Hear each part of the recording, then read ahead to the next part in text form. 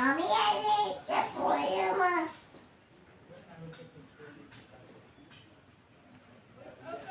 আমি তাই কথা বলতে ভাই আমি তাই করব না তো স্নান তো করে নিয়েছো দুপুরে।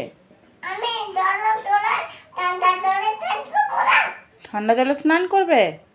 তুমি ঠান্ডা জলে থাকো আমি কেনে হয় না ভাই আনে না বিয়ারি